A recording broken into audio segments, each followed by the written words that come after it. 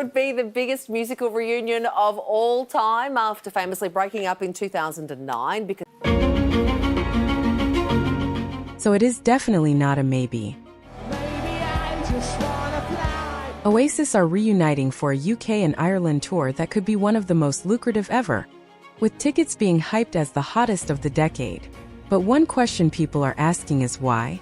The most obvious motivation is money.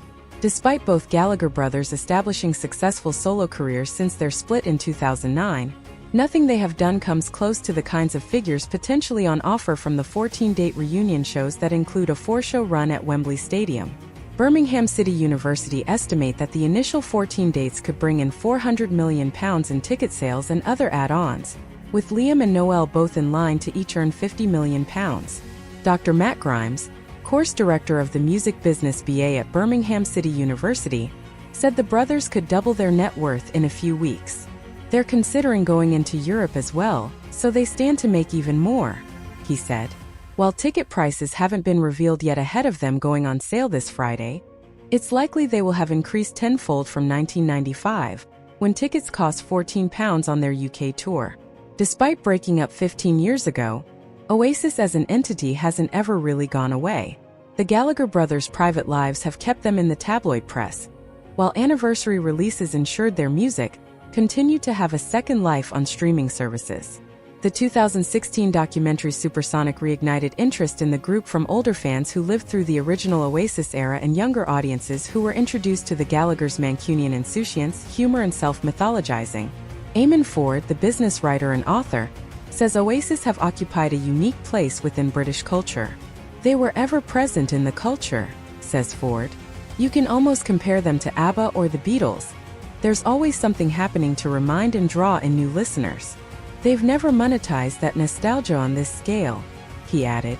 They'll probably make more money from these gigs than they did in the entire 90s. Oasis are following in the footsteps of several of their Brit-pop peers by reuniting, but it doesn't always work out. Pulp have had several get-togethers over the years, while Blur reformed in 2009 and 2015 before their summer shows in 2023.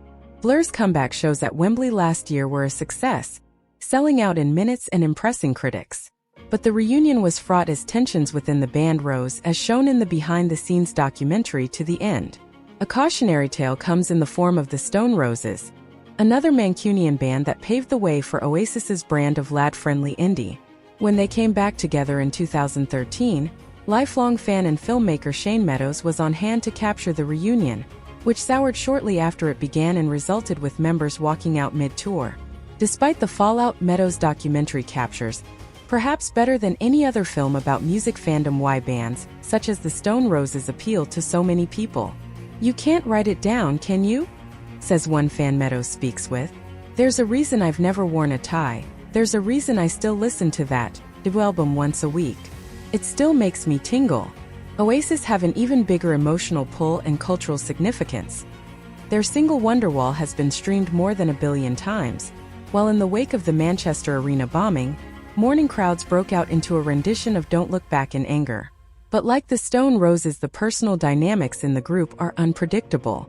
The Gallagher brothers didn't speak to each other for years after their split in 2009, and have traded barbs in the press ever since.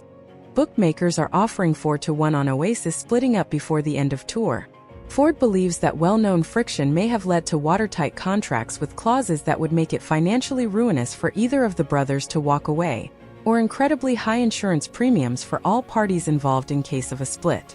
But ways can be found to mitigate tensions when so much money is at stake. You hear about all these acts that hated each other, whether it was the Eagles or Simon and Garfunkel, and they just didn't see each other until they got on stage, Ford said. Another question lingering over the announcement is what the lineup will be. Original guitarist Paul "Bonehead" Arthurs has been touring with Liam Gallagher this summer, while Noel's group, the High Flying Birds, includes former Oasis member Jem Archer, who also played with Liam's Beady Eye.